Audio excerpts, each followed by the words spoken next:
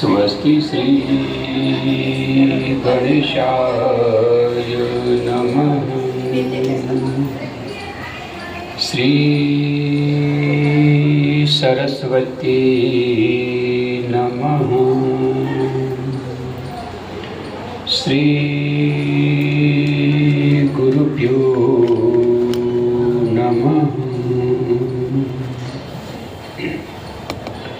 वक्रतुंड महाकाय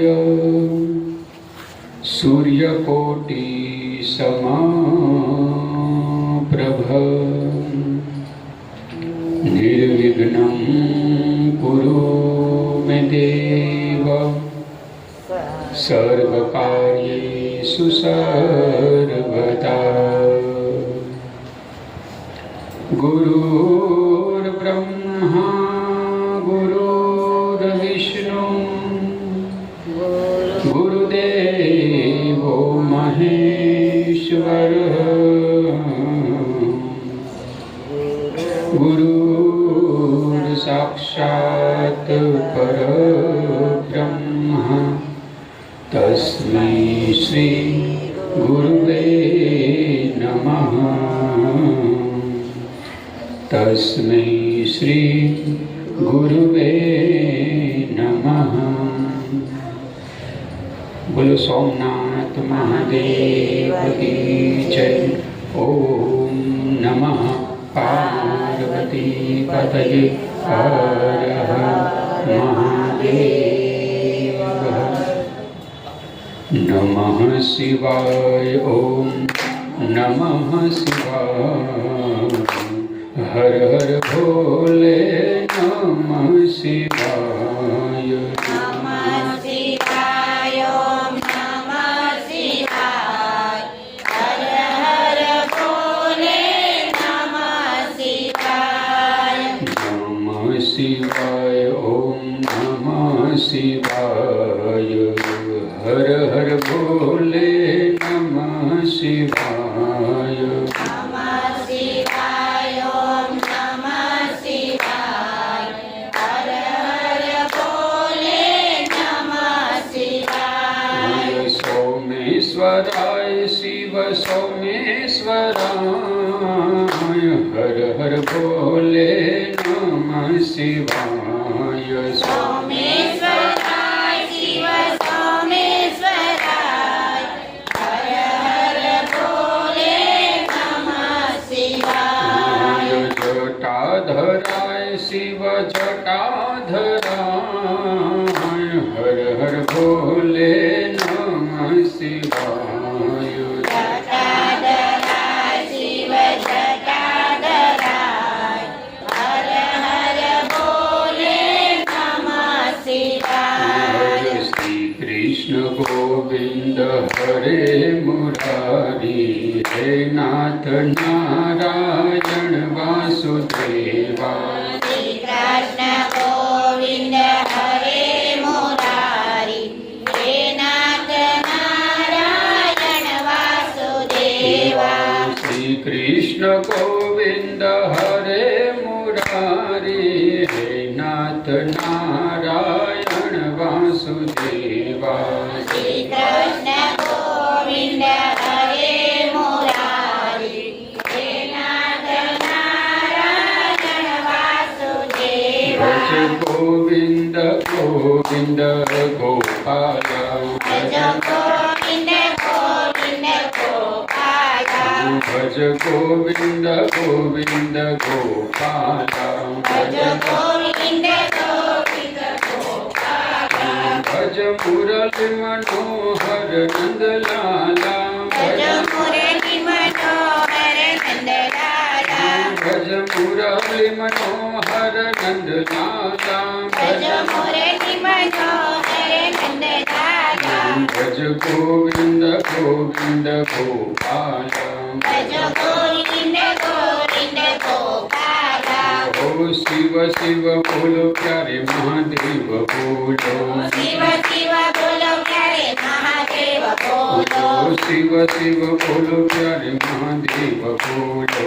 शिव शिव बोलो प्यारे महादेव बोलो। शिव शिव बोलो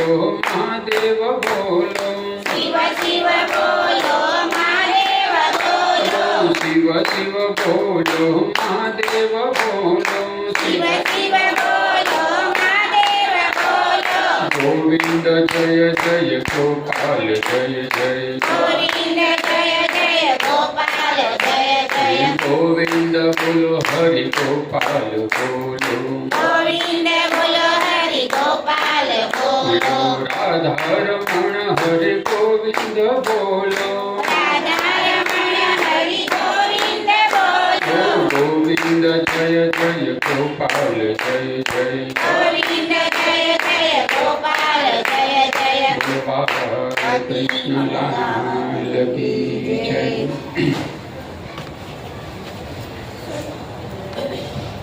ભાગવત કથા અનુસાર ઓખા અરણ્યની ત્રીજા દિવસની કથા. ઓમ તત્પુરુષાય વિદ્મહે મહાદેવાય ધીમહિ તન્નો રુદ્રઃ પ્રચોદયાત. ભગવાન શિવ અને પાર્વતીનો સંવાદ. જ્યારે ઓખાએ ગૌરી વ્રત કર્યું હતું ત્યારે ઉમિયા દેવી પ્રસન્ન થયા હતા અને વરદાન માંગવાનું કહ્યું. 3 વાર વરદાન માંગવા કહ્યું અને 3 વાર ઓખાએ વર માંગ્યો. પૂજા કરી ફરી લાગ્યા પાય. વધે દેવી દીકરી વર માંગ. કન્યા કહે રૂપ કંદર્પ કોપ. એવા વરની માંગું છોડ. ઉમિયા કહે માંગ બીજી વાર. તો એ તેણે માંગ્યો ભરથાર. ત્રીજી વાર કહ્યું માંગ ફરી. આપો સુંદર સ્વામી હો ફરી.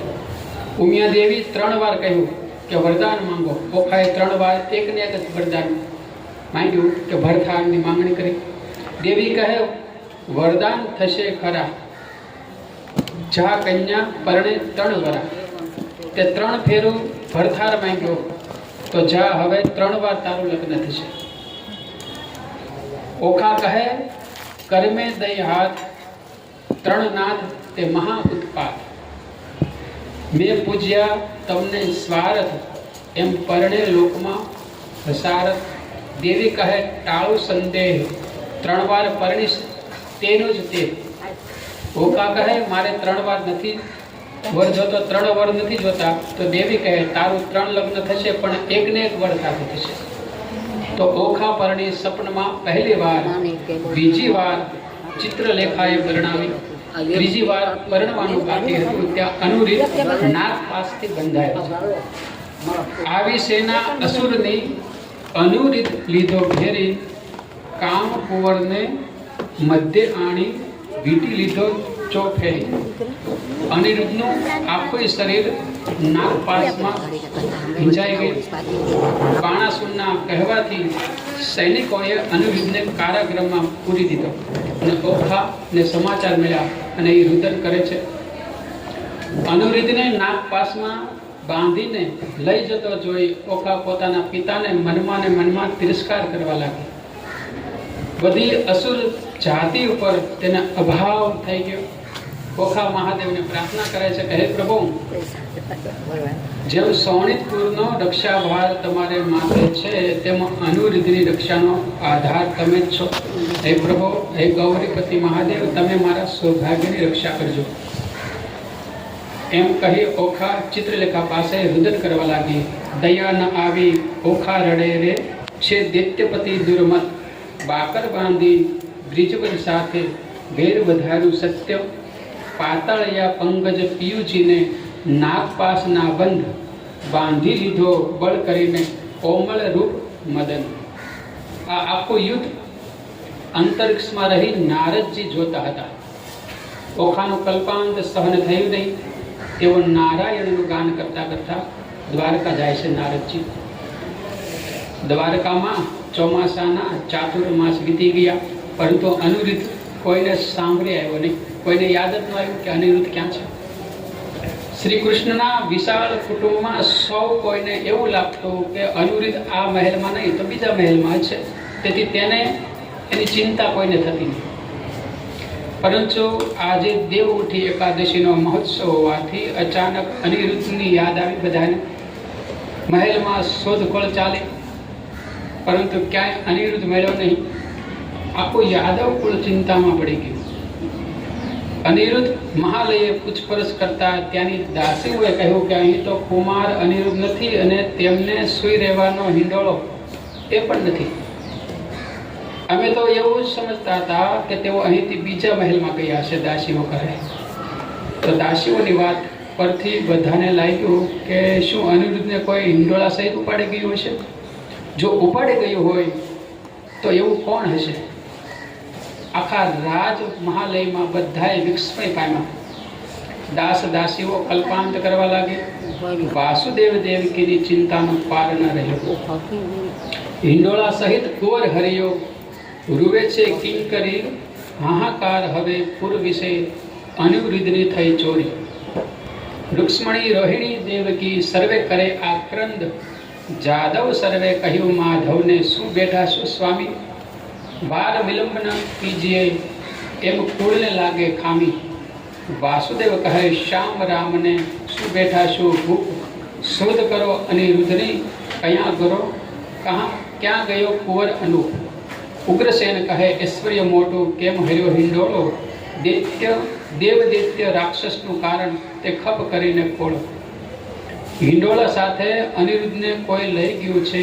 આ કોઈ દેવ કે દાનવ રાક્ષસોનું કામ છે. જલ્દી આની શોધખોળ કરો. તે સમયે નારદજી ત્યાં આવી પહોંચ્યા અને શ્રી કૃષ્ણને ભેટી મુસળ સમાચાર પૂછ્યા.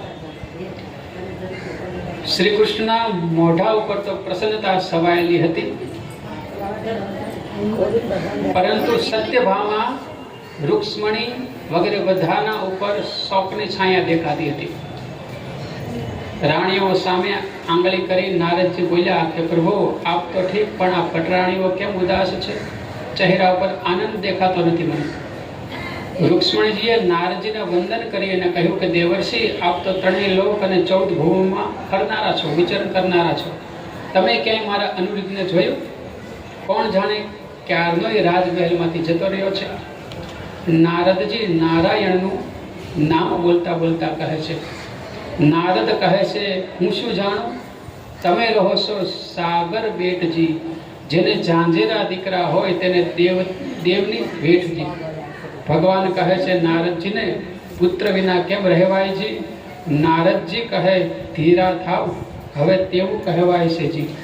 આસનવાળી તાળી લીધી, ધ્યાન ધર્યું છે મનજી. વેઢા ગણીને નારદ કહે છે સાંભળો જુગજી વરજી.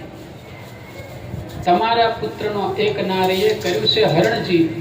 સોણિતપુર એક નગર છે, બાણાસુરનું રાસજી. બાણાસુરની પુત્રી ઓખા, તેને આવતું સપનજી. અનિરુદ્ધ સપનમાં વરી ગયો, તેથી વિહવળ થયું તું મનજી. ચિત્રલેખા ચંચળ નારી, વિધાત્રીનો અવતારજી. ને દ્વારકામાં આવી ઉડીને મન કર્યો વિચારજી. કઠણ કામ કરવું છે મારે, એકલીડીનું નહીં કામજી. મને જોઈને ધીમે ધીમે આવી મારે ઠામજી. તેને શીખવી મેં તામસ વિદ્યા, નારદજી કહે. તેને શીખવી મેં તામસ વિદ્યા. ઉઠ્યું આખું ગામજી, ઊંઘ્યું આખું ગામજી. અનિરુદ્ધને તે હરી લઈ, તે થયું ઓખાનું કામજી. નારદજીની વાત સાંભળી શ્રી કૃષ્ણ હસી પડ્યા. તેને કહ્યું છે કે નારદજી, તમે ખરા નારાયણના ભક્ત છો. તમારું સારું કામ કરવા આવું જ કામ કરવાતા રહેજો. નારદજી કહે છે કૃષ્ણને મેં નથી કર્યો અન્યાયજી. જોયા પછી જાણશો કેવી ફૂટડી છે કન્યાયજી. પ્રભુ મેં કશું ખોટું કામ કર્યું નથી, નારદજી કહે, પરંતુ એ દાનવ બાણાસુર અત્યારે અનિરુદ્ધને ત્રાસ આપી રહ્યો છે. કારાગૃહમાં તેને અસહ્ય પીડા આપી રહ્યો છે. નારદની વાત સાંભળી યાદવ કુળ જાગૃત થયું અને શ્રી કૃષ્ણ બળદેવ વગેરે ચિંતામાં પડ્યા. દેવી રૂક્ષ્મણી આંસુ સારવા લાગ્યા. પ્રદુમ્ન અને રતિનું જાણે કાળજું કપાઈ ગયું હોય, દ્વારકા નગરીમાં ખળભળાટ મચી ગયો.